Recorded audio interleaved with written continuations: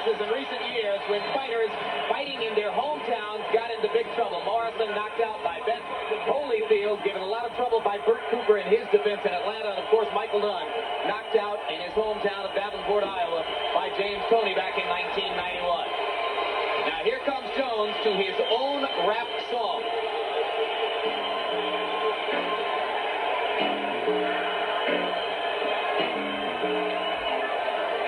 For those who oppose, they know it's a stay low. Doing this for money, so he was my interest. I knew when I told her I had no evidence at 18. I got the fuck that green to the world on the 18th of November. We done that for me to look back. I got 2 or 3 kids that ain't got but 1 more in the shot. But I be damned if I get the lamb to the canvas. This is the nigga pansy, just like Chris Vance. If I change this ground, to be rejected this team. And I'll finish with the challenge they want me to do.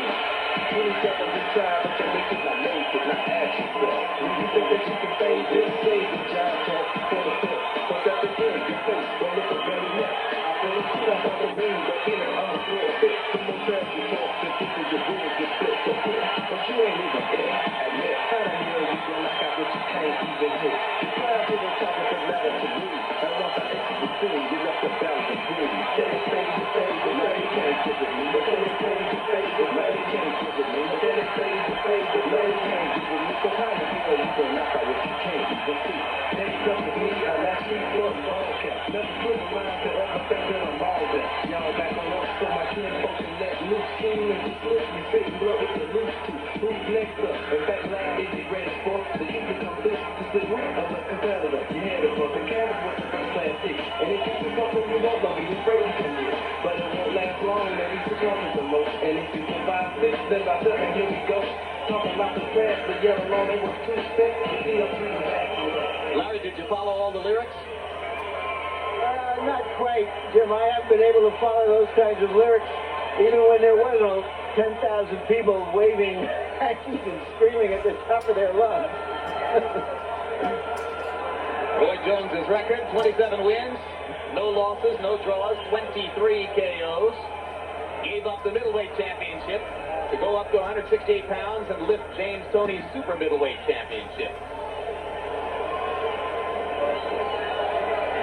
Celebrities from the Redneck Riviera, as they call it down here at ringside. Pensacola's own Emmett Smith, good friend of Roy Jones, here to watch his buddy in action. Sitting very close to Emmett is former Raider quarterback and University of Alabama All-America star Kenny Stabler. And Roberto Duran is at ringside as well. Duran got a huge pre-fight ovation from the crowd. Almost as much response as Roy Jones is getting right now.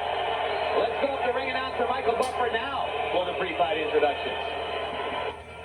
Ladies and gentlemen, good evening and welcome to the Pensacola, Florida Civic Center, where tonight, Square Ring Incorporated, along with your undefeated king of beers, Budweiser, this Bud's for you, presents 12 rounds of boxing for the Super Middleweight Championship of the World.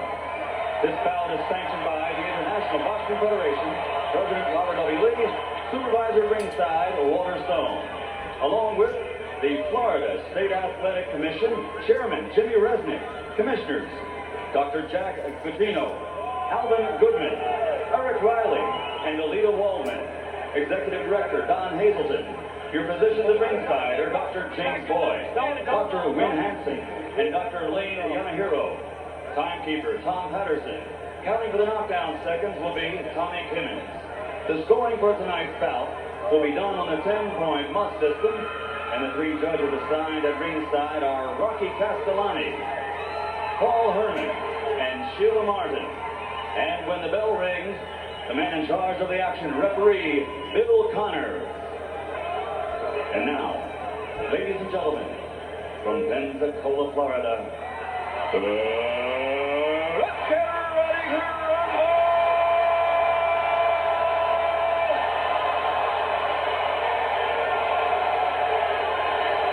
Introducing first, fighting out of the blue corner, wearing turquoise, trimmed in white, and weighing in at 167.5 pounds.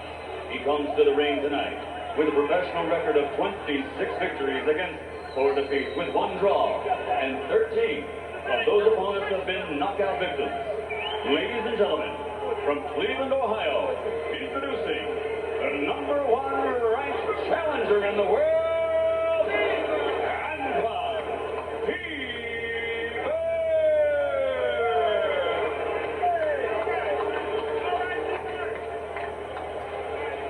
And his opponent across the ring, fighting out of the red corner. His official weight also 167.5 pounds. He's wearing burgundy, trimmed in black.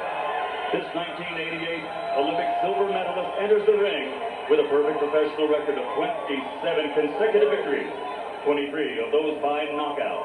He's captured 2 world titles, and he's rated by many as pound for pound being the best in the world today.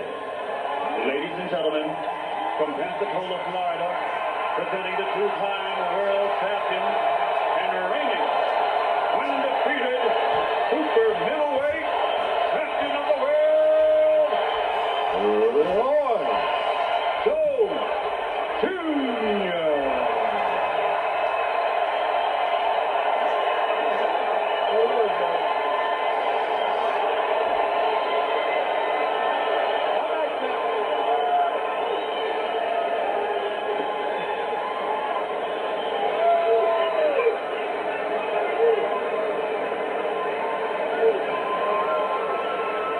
All right, you both got your instructions in the dressing room now. At this point, have any questions over here? Any questions over here? Listen to my plan, commands during the first round. Keep it clean, touch gloves, and good luck to both of you. The one unhappy note here tonight in all this celebration is that Roy Jones Sr. isn't here because he and his son haven't patched up their differences. Interestingly, according to Roy Jones Jr., their split started, he says, when they differed on how to approach fighting southpaws. The last time Jones did that, which is way back when he was an amateur. That man was Frankie Lyles, who now holds one of the other 168-pound world championship belts. Gil Clancy, for a conventional fighter like Roy Jones, what is the book on fighting southpaws, and where does Jones break the book? Well, the book on fighting southpaws, Jones should be moving to his left, keeping his left foot outside. Byrd's right foot, play it safe and try to throw those left hooks to the body and head. But again, you can see Jones has his own ideas. He's so talented and so fast, and he is the better puncher. So it might be better for him to be moving the way he's moving. He's trying to draw Byrd into a punching exchange. One express priority for Roy Jones in the first round of every fight is to check the chin of his opponent. He wants to land at least one heavy shot, power shot against Antoine Bryd to see how well Byrd can take it. And already Jones has been to the body with the right hand and slipped in a quick left hook to the chin. Jones backing Byrd into the corner with an early flurry punctuated by the right hand. Byrd's head snapping back with a right. Jones landing early power shot. And Byrd's in big trouble, Gil. Down he goes. And to Byrd's credit, he was badly hurt, but he was still trying to fire back. Might not get too many chances to fire back here as this crowd rises to its feet and looks for the first round knockout.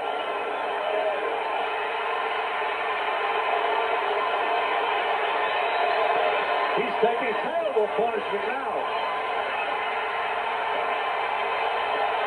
Many opponents are stunned by Jones's speed in the first round, and that is part of Byrd's experience right here. There is a 3-knockdown rule, Jim. One more knockdown and it's over whether Byrd can get up or not. Good Now point, Jones Larry. turns to southpaw. It's going to be over, I think. Bill Connor's seen enough.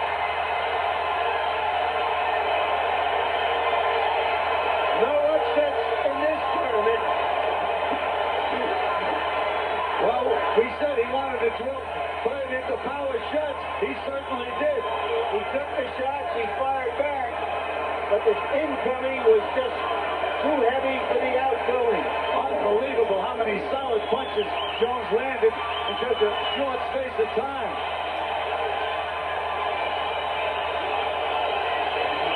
And for those who prefer this man to Bernell Whitaker as best pound for pound in the world,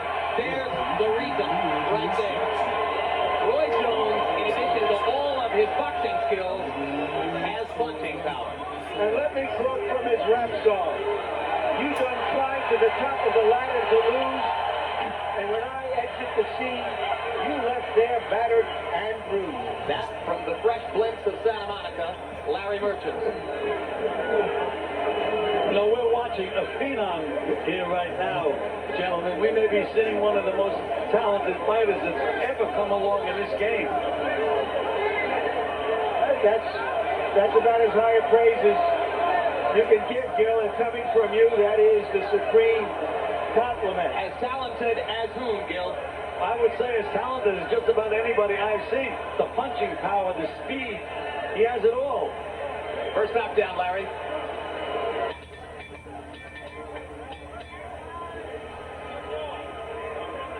As you pointed out, Jim, he says he would like to test his opponent's chin in the first round, and if nothing happens, he will then go back and take his time and look for a more methodical victory. But he felt he could hurt Bryd, and Bryd fought him back, and this is the price he had to pay.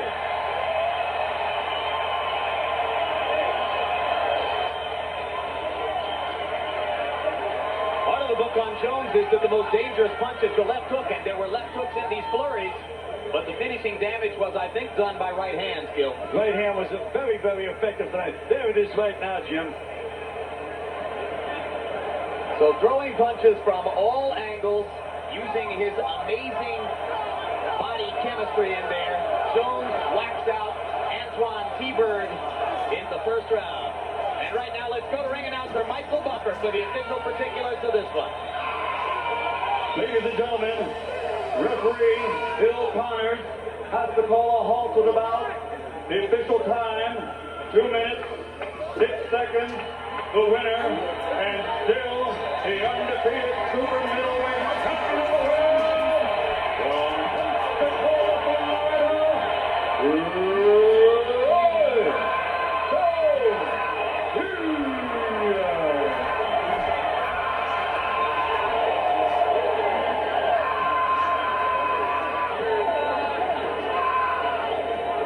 All right, now you saw the first of the 3 knockdowns. Let's look at the second of the 3 knockdowns.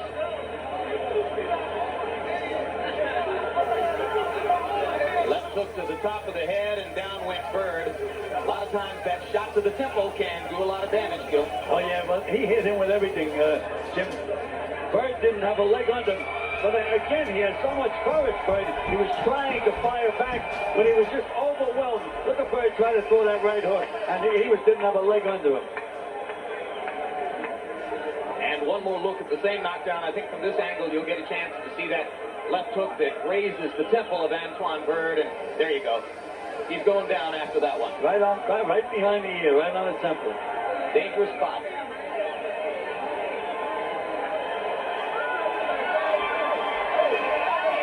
So that was the second, and then shortly after that, referee Bill Connors taking a look at yet another Jones assault. Watched that left hand, saw Bryd go over the top of the ropes and said, okay, I've seen enough. I don't need to see Antoine take any more than that. Pretty good decision. Absolutely. Any other punch would have certainly knocked Bryd down again. The fight would have been over. And one punch when you're in that kind of condition can be very, very dangerous. You can see his legs. He didn't have a leg under him. Bryd sat in his corner and complained to his handlers that he'd been the victim of a quick stoppage. When he sees that videotape and sees his upper body go across the top of the ropes, he may reconsider and think that the referee did him a favor. All right, Larry Merchant standing by in the ring with the winner and still champion, Roy Jones Jr. Go, Larry. Congratulations, but you didn't give the hometown fans much of a chance to see it tonight. I know, man. I got to do what I got to do. First of all, I thank God for giving me the opportunity, blessing me with the talent, giving me the right people, my dad, my mom, everybody, my teachers, everybody who helped me out. Did a good job. What's up, Sonny Boone? What's up, Martin, them down in Marietta, Orlando, everybody? What's happening, baby? You don't think they're disappointed? Certainly from the greeting they gave you and the cheers, they didn't sound disappointed, even though the fight lasted just about 2 minutes. No, I don't think they were disappointed at all because it wasn't an exciting fight for those 2 minutes. But I think everybody really still got their money's worth. Were you surprised that he came back at you after you stunned him earlier in the round? No, I wasn't, because in previous fights, anytime he gets hurt, he still come back and try to trade. That's what I want to do. Hit him hard and make him want to trade me so I can get him. If I can get you to trade me, I'm going to get you. I don't care who it is, I'm going to get you.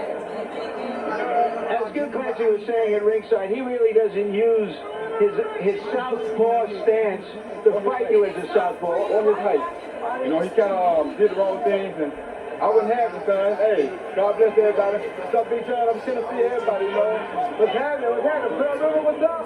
All my chicken man friends, what's up? Let's go rules, baby. We number one. I don't know who you are. Oh, God bless you, Mr. President. I hope you get better. Sorry about the traffic, bro. Are you satisfied with this coronation coming back here to your hometown, the way it worked out? Yeah, It's very a much big so. night for you. Very, very, very big night. All right, Very big night. let's just take a look into the future. Now, there's been talk of you fighting Vinny Pazienza in June. Are you going to go through with that fight? Now that I got a chance to think about it, I ain't sure yet. I think he might want to look and reconsider himself first, make sure this is what he want to do, and if that's what he want to do, we'll think about it, you know? All right, we got news earlier tonight that Chris Eubank, the unbeaten 168-pounder from Great Britain, lost to Collins. Not a great move going over to fight the day after St. Patrick's Day in Ireland. Not at all. He But lost to Collins? he lost to Collins. Yeah, now, so the question is, Nigel Benn is out there, who beat McClellan.